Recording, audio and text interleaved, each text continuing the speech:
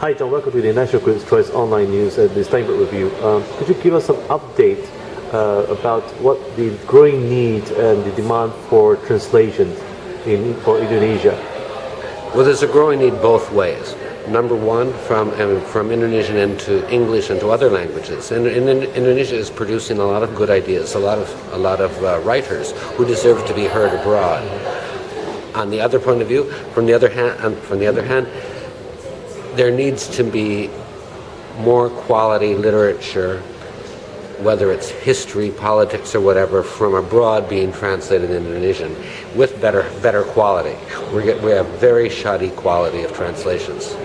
Now, what will be the three key policies that you would like to see it happen if Indonesia should decide to implement good policies for translation?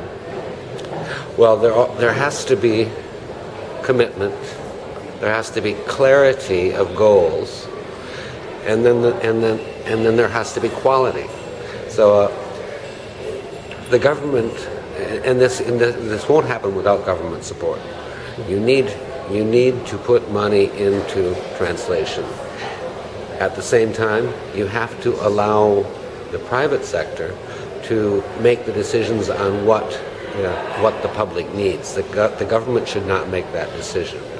It should support it financially, it should support it with the infrastructure, but it should stay away from making the decisions, much less making it a government project.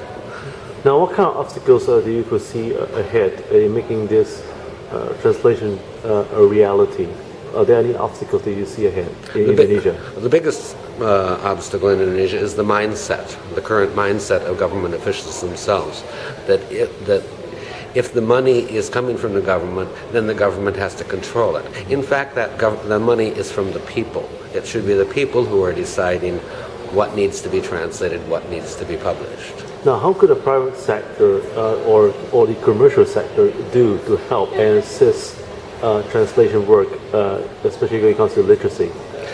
Well, the thing is, in terms of translation, even the commercial sector needs the assistance. The commercial sector will not publish translations unless they can guarantee the bottom line, and that, in terms of literature, that can't be guaranteed. The cost of a book is 10 to 30% higher than a normal book.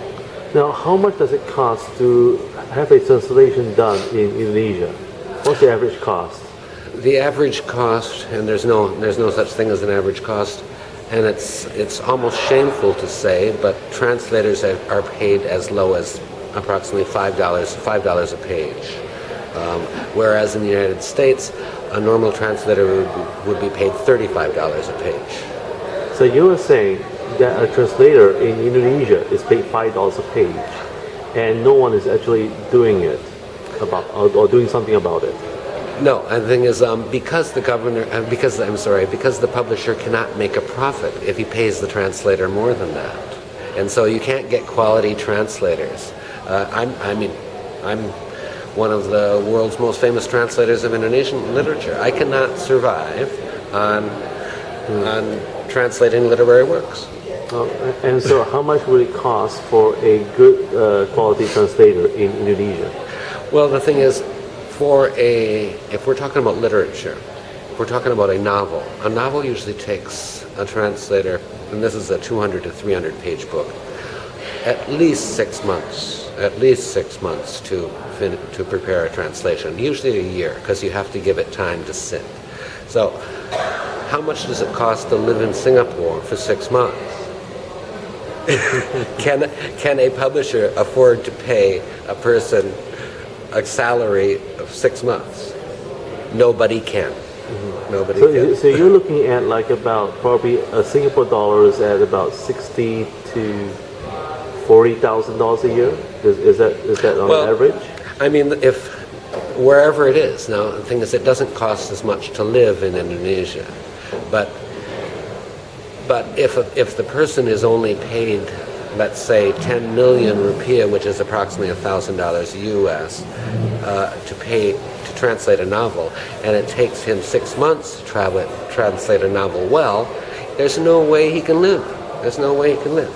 Mm-hmm. So that's why the government subsidies are so essential. And that's why they are used in the Netherlands, in France, in China, in Korea, in Japan, in almost all the countries around the world. Now, what would be the three key advice you should give for future translators or individuals who wants to get into the translation job, especially if they go overseas other than your homeland, such as yourself? You have succeeded being a translator in Indonesia. What would be the three keys to success? The three keys to success is lower number one, lower your bar of success. Don't hope to succeed and cross your fingers that you will. It's with a prayer and a hope that you're going to survive. So it's all by luck then. It's luck and persistence. It's persistence. The thing is, as I'm again one of the world's best literary translators of Indonesian, but if I didn't have commercial projects on the side, I could not survive. And as well as lower the expectations, is that correct? Yeah. So when you first began as a translator, you had to lower your expectations in terms of the paycheck.